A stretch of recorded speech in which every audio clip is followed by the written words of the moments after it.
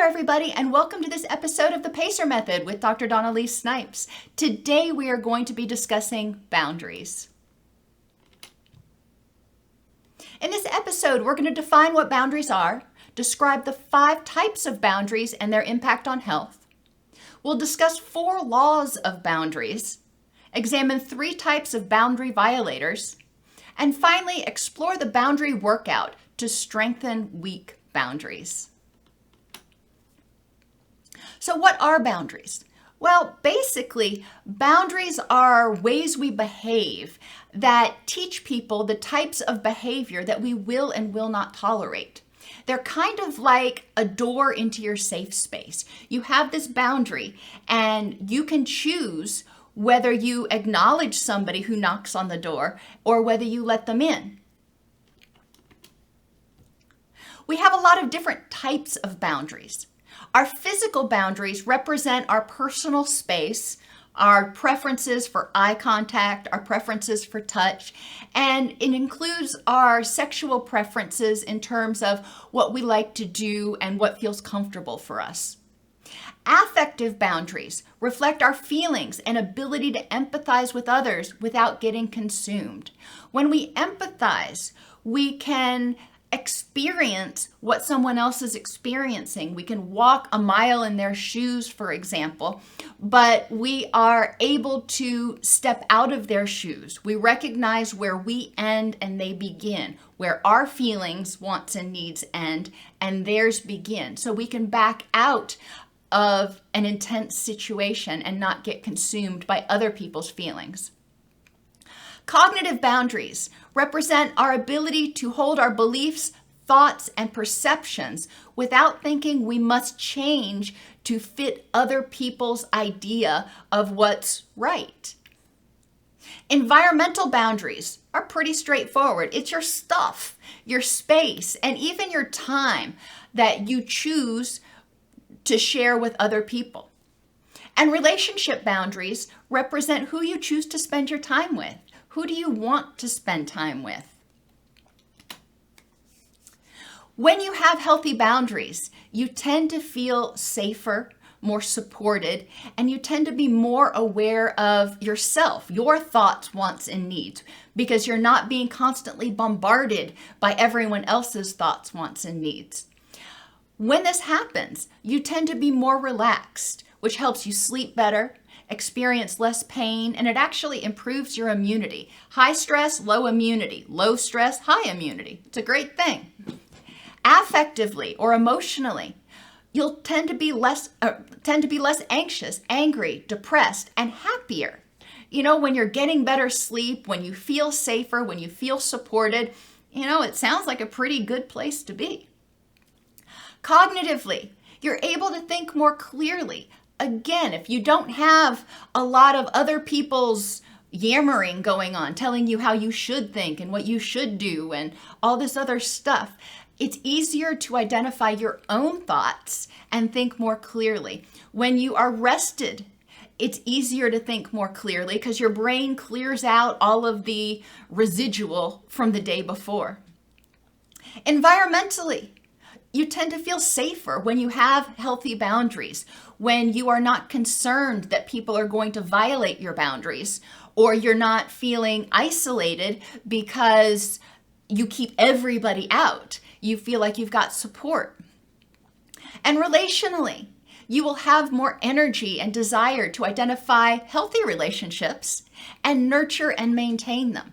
You start to recognize that it's not an either or. Either people stay out or everybody comes in. There is a middle ground where you can choose to let the healthy people in and keep the unhealthy ones out. So let's talk about some laws of boundaries. The first one is that boundaries may need periodic evaluation. Sometimes we may realize that we're holding boundaries that are too rigid. We're keeping too many people at arm's length. We are not listening to their perspectives. We're not even wanting to hear it, which can hold us back from achieving what we want in life and from having the life that we want. So if we are keeping that door locked and refusing to empathize, refusing to hear other people out, refusing to connect with other people. We want to examine our motivations for not letting them in. Are we afraid they're going to hurt us? Do we have low self-esteem and we're afraid that they wouldn't want to hang out with us anyway? What's motivating us to keep other people out and to refuse to hear them out? What are we afraid of? Now, on the other end of the spectrum, for people who let everybody in, you may find that when you do that, there's no room for you, and you're getting other people's ideas and thoughts and how things should be done. And your sense of self, your hobbies, your desires, your wants, what makes you happy, those kind of disappear because you are overwhelmed with all of the crap that other people bring in and leave in your space. Examine your motivations if you are one who tends to let everyone in. You tend to have weak boundaries. Do you do it because you fear getting lonely? Do you fear abandonment or rejection? Maybe you do it because you don't want to set boundaries because you fear confrontation. Some people do it because they're afraid if they don't have these people in their life, if they set boundaries, that they will cease to exist. If I'm not so-and-so's best friend, if I'm not an employee at this place, if I'm not this, if I'm not that, then I don't know what I am or what I stand for, and that's really scary. And sometimes people let everybody in because they've been taught that it's not okay to say no or disagree, so they feel guilty when they set boundaries. So it's really important to look at the boundaries that you're setting, and remember, your boundaries are going to be different with different people. But with each person, look at those boundaries and ask yourself, is this boundary helping me be safe, healthy, and happy? Or is it preventing me from doing that, either because I'm keeping them too far out or because I'm letting too many people in, or I'm letting this person in and they are harmful and they violate my boundaries? You have the power to choose who you let in and when. You can refuse to rescue or enable immature or hurtful behaviors. If someone is throwing a temper tantrum, if they're being angry and insisting that you change or what have you, it doesn't mean that you have to change your ideas, change your thoughts. You can keep that door shut. Matter of fact, you can, remove yourself from the situation completely. You don't have to let them in. You don't have to hear the verbal abuse. If they are acting immaturely with your physical space, again, you have the ability to set your boundaries and choose how you react. And that may mean keeping the door shut by removing yourself from that person's presence. So there is not the danger of them violating your boundaries. You're keeping them out. You can refuse to entertain discussion on hot button topics. And I have a couple of family members who feel very passionately about particular topics. And those are topics that we do not discuss because they are unable to respect other people's points of view. When those topics come up, those people are insistent that everybody thinks and believes the way they do or else. And it tends to get very abusive very quickly when you disagree with them on those topics. So, overall, those people are very safe 99% of the time, as long as those particular topics don't come up.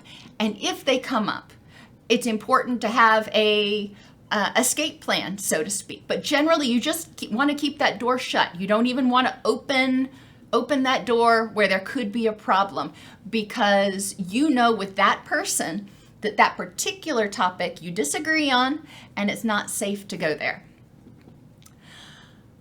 With people that you don't know, or with people who have behaved badly in the past and violated your boundaries and continued to violate your boundaries even when you brought it to their attention. If you think they've changed, you can tentatively begin to rebuild trust. And this is kind of like talking to them through the screen door. You're with the door closed, you're not hearing anything they say. You're not seeing them, you're not hearing them, nothing. With the screen door, you're willing to hear what they say, but you're not sure if you are going to take it or not. So you're willing to, let them tentatively start communicating with you and see if they can respect your boundaries. And then for people that you do trust, you can invite them in. Just because somebody comes in, though, doesn't mean you can't kick them out. You are responsible for protecting the sanctity of your personal space, of your boundaries. So it's important to remember, if somebody starts violating your physical space, you can tell them to go away. If they won't, you can extricate yourself. You can get yourself safe. If they are violating your emotional space or your thought space, telling you how to think or how to feel, it's important that you are able to protect yourself and you are able to recognize, well, these are my thoughts and feelings, and I don't have to change them for anybody. I can choose to change them if I want to, but I don't have to. And so you can set that boundary. And if that person doesn't like it and continues to bully you, then it's important to figure out how you're going to respond. Now, you are responsible to other people, but not for them, which means you're responsible to be kind. It's your responsibility to treat others as you want to be treated, but you are not responsible for how they react. So if you disagree on something, that the other person may get angry that you don't agree with them, or you may get angry that they don't agree with you, whatever. But it's not your responsibility to handle their emotions for them. Once they get angry or afraid or whatever, it's their responsibility to figure out how to handle their own emotions. Everybody's responsible for how they react in situations. Remember, you can't change other people. You can provide your perspective, but it's up to them to decide what to do with it. And in recovery, we often refer to this as take what's useful and leave the rest. And, over the years, I've met a lot of people and I've gotten a lot of advice and a lot of people's perspectives. And some of them I've taken and they've been super useful. Others I've disagreed with. And, I don't begrudge that person for holding their perspective, but it doesn't fit for me. And that's where that boundary comes in. If you want people to respect your boundaries, you must respect theirs. So be proactive. Communicate your boundaries and don't expect people to read your mind. Tell them what your boundaries are with regard to touch or feelings. If they're violating your feelings boundaries, it's important to tell them. Some people, when they see somebody who's unhappy, their friend's unhappy, they want to make it better, and they may have the best of intentions when they tell you to cheer up, or it's not so bad. And that's very invalidating for the person who's upset. It's coming from a place of caring and love from the other person, but it's invalidating. So instead of getting angry about it, it's important to recognize, again, it's coming from a place of love, and communicate to that person when you're able to do so assertively and not be mean about it. Communicate to that person, when I'm upset, it's more helpful to me if you do this, or if you just recognize that I'm upset. And remember that different people have different boundaries. Some people want to be cheered up. So it's important to ask people, what can I do right now that can help you feel better, that can help you improve the moment? What can I do to be supportive? And sometimes it's just sit with me. Sometimes it's listen. Sometimes it's help me brainstorm, whatever it is. But instead of assuming you know what that person wants, it's respectful to ask, what is it that I can best do to help you right now? Simple as that. Don't try to change people. Change yourself, and they will or won't change how they respond to you. So if someone is aggressive, I have a friend of mine who actually prides himself on being a troll, and that's not something that I'm really into, and I'm not going to try to change him. However, if he tries to troll me, if he tries to get under my skin, I respond by setting my boundary and letting him know that that's not appropriate and I'm not going to tolerate that behavior. And, he did it once and never did it again.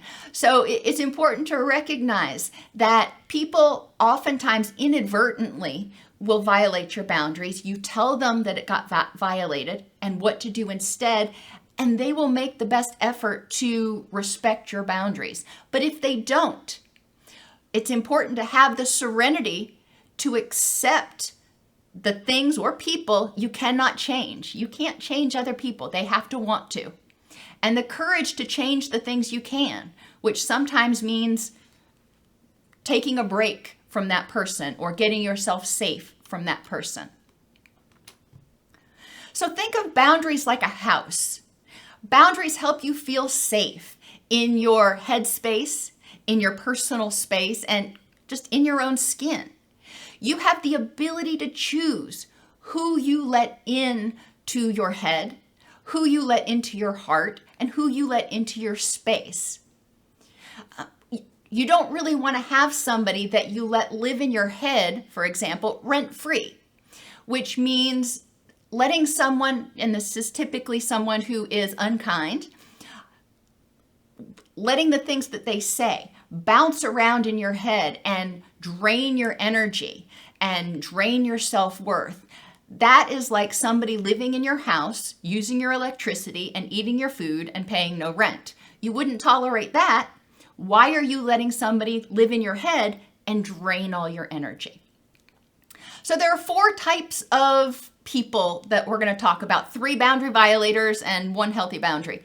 So your benign strangers, your burglars, your children, and your family and friends. Benign strangers.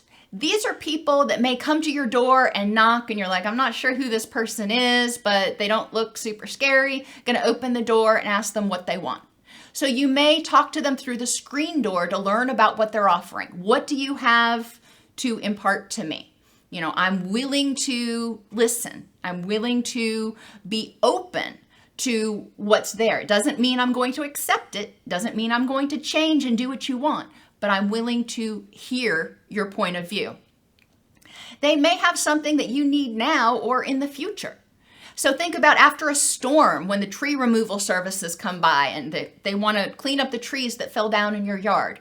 Well, maybe you have a perfectly good chainsaw and you are getting ready to do it. So you don't need that right now. So you're probably not going to change your plans. But 6 months later, when there's another storm, if your chainsaw's broken, well, maybe then you'll go back and consult that. So sometimes people will impart information or advice or wisdom that we don't need right now, but later on it's like, oh, that's useful now. So be aware of that. Then you have the politicians that go around before elections to try to convince you to vote for them. That's your boundary. You have a choice about who you vote for. Just because they come to your door doesn't mean you're going to agree with them or you're going to vote with them, but you may be willing to hear them out. The same thing is true for mentors and colleagues and even strangers. It's amazing what you can learn from just random people you interact with if you have your mouth shut and your ears open.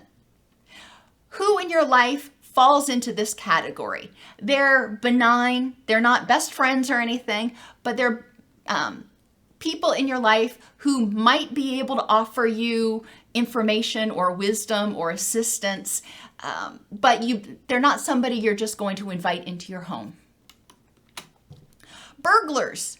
These are the people like narcissists, sociopaths, and people in active addiction who will try desperately to figure out how to stealthily get in so they can rob you of your self-worth, your confidence, and even your stuff sometimes.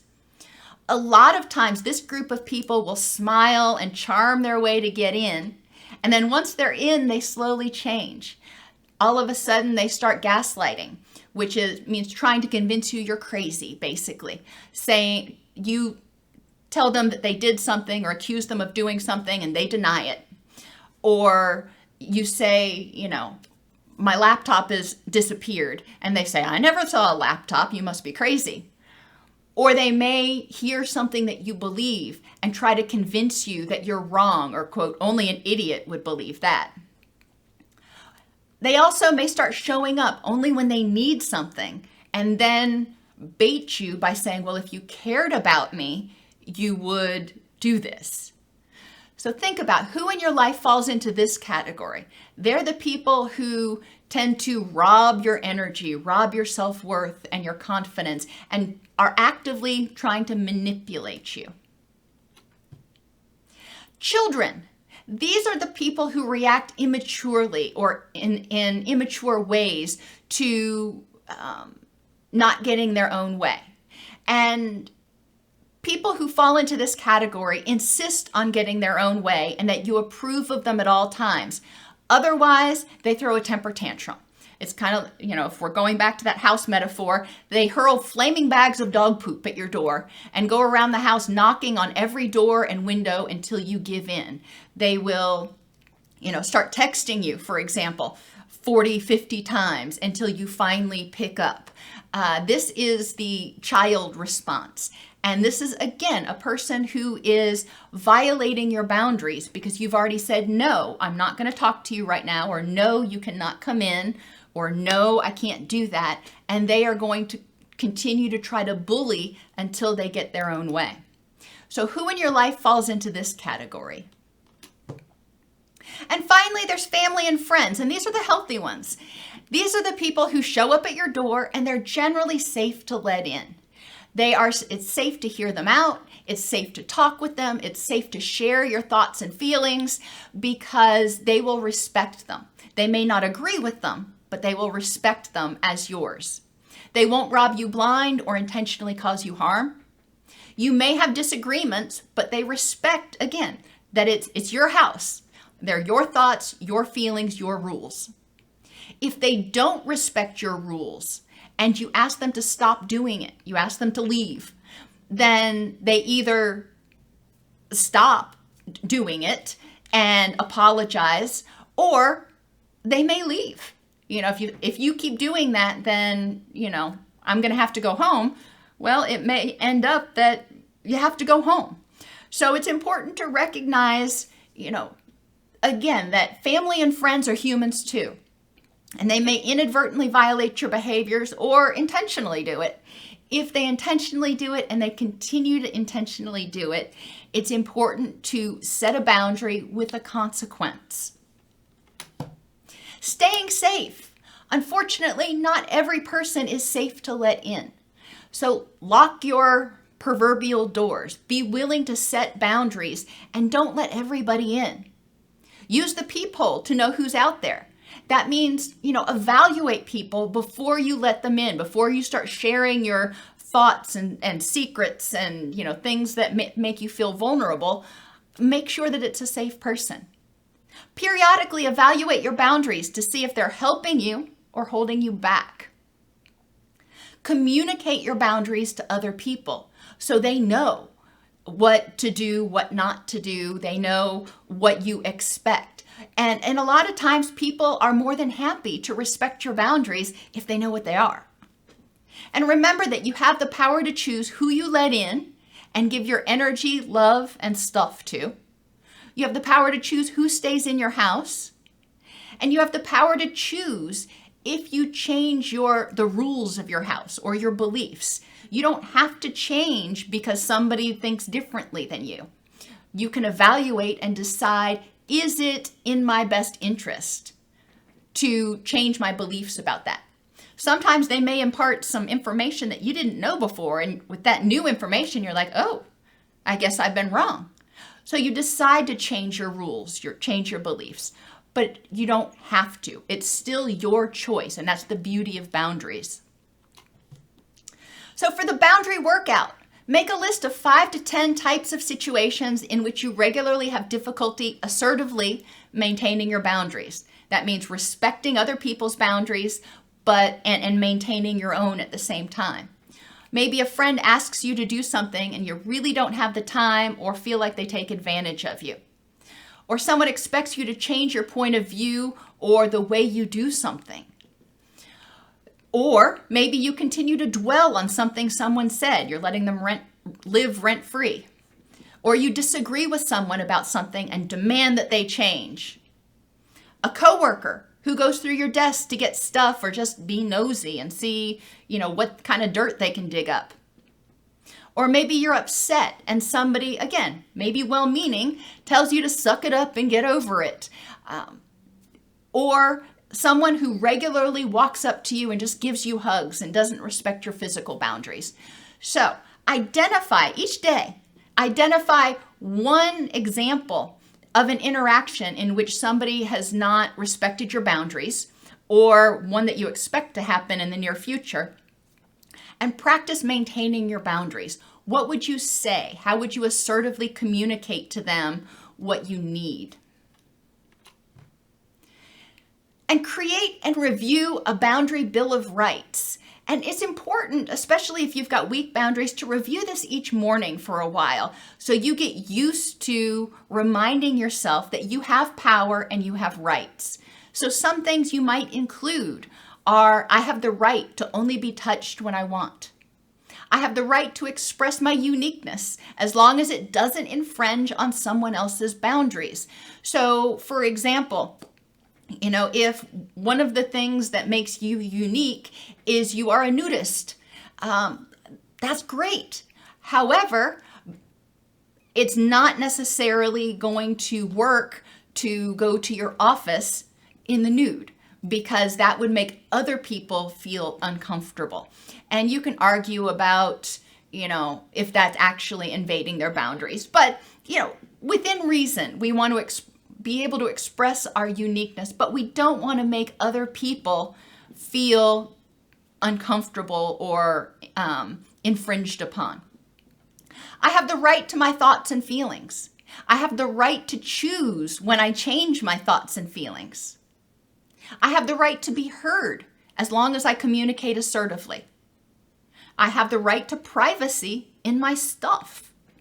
There are a lot of other rights that you could include in this boundary workout, but that just kind of gets you started. So I usually suggest creating a list of 10 rights that you have on your boundary bill of rights and review them every morning. We learn boundaries through our interactions with primary caregivers and the people in our cultures. Unfortunately, sometimes those boundaries are not healthy. There are many types of boundaries, and each person's boundaries are a little bit different. It's important to explore and increase your awareness of what healthy boundaries look like for you, and to inquire of others what their boundaries are, so you can not only get your boundaries respected, but you can respect other people's boundaries. This show is produced by Mr. Charles Snipes and presented by Dr. Elise Snipes. You can learn more about boundaries and mental health at docsnipes.com/YouTube. They can be reached at 1633 West Main Street, Suite 902, Lebanon, Tennessee, 37087, or by email at support@docsnipes.com.